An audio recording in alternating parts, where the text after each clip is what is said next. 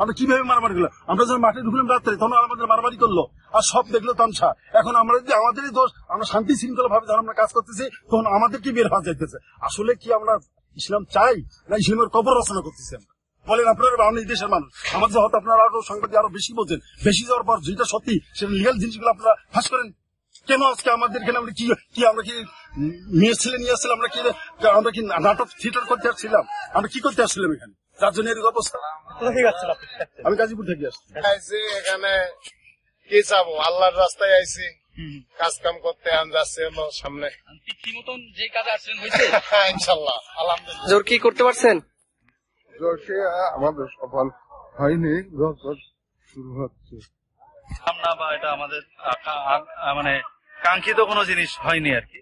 আমরা চাইছিলাম, আমরা তো সবসময় সৌহার্দ্য চাই, সম্প্রীতি চাই, তো এখনো তাই চাচ্ছি যে সবাই মিলে দিনের কাজ করব, দাওয়াতি কাজ করব, আল্লাহ তাআলা আমাদেরকে দুনিয়া আখিরাতে কামিয়াব করবে, এটাই আমাদের উদ্দেশ্য।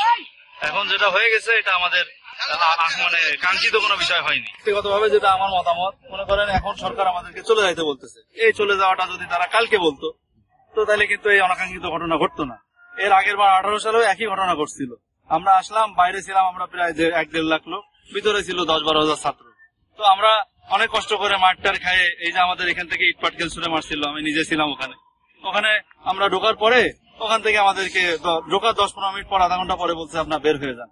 তো এই বের হয়ে যাওয়াটা যদি তারা সকালবেলা ওই যারা ছাত্র ভিতরে ছিল তাদেরকে বের করে দিত, তাহলে আর ওই 18 সালে অনাকাঙ্ক্ষিত ঘটনা ঘটতো না। এই জন্য সরকারের এখানে হস্তক্ষেপ আগের থেকে আশা করতেছি, কারণ আমি তো দেখতেছি এগুলো মিডিয়াতে সবসময় প্রচার হচ্ছে, তাহলে সরকারও নিশ্চয়ই বিষয়গুলো অবশ্যই অবগত আছেন যে কি হইতে চলছে আর কিভাবে জিনিসটা আমরা এই যে সম্মুখীন হচ্ছি বিভিন্ন পরিস্থিতির। আসলে তো এই কারণে আমরা যখন মাঠে ময়দানে দাওয়া দিতে যাচ্ছি, বিভিন্ন জায়গায় আমাদের প্রশ্নের সম্মুখীন হওয়া লাগতেছে। অনেক গার্জিয়ানরা তাদের ছাত্রদেরকে আল্লাহ রাস্তায় পাঠাইতে বিরূপ প্রতিক্রিয়া ব্যক্ত করতেছে যে আমরা কি মানে কিসের উপর ভিত্তি করে, কি ভরসার উপরে পাঠাবো তোমাদের সাথে। তো এই জন্য আমরা চাচ্ছি যে সরকারের হস্তক্ষেপের মাধ্যমে যদি আমাদের উভয় পক্ষের মধ্যে একটা সমন্বয় করা যায়, তাহলে জিনিসটা আরো আগে বাড়বে। এটা আমাদের কেউ কারো শত্রু না, প্রত্যেকে আমরা সহযোগী, সহকর্মী।